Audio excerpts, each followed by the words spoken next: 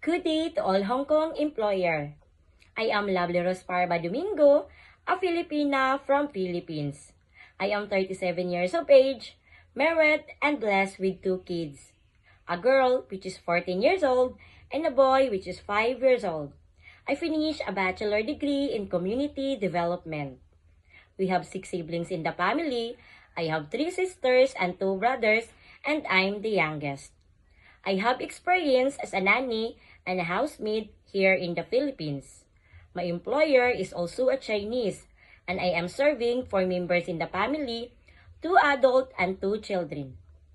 My main duties and responsibilities are taking care of 2 children, ages 6 and 8.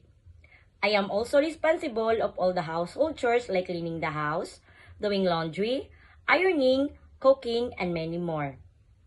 I have more experience in taking care of newborn babies and toddlers. To my future employer, if you choose me as one of your nanny and housemaid, I will make sure that your child is in the good hands because their safety and security are my first priority. I am also flexible, hardworking, honest, and trustworthy.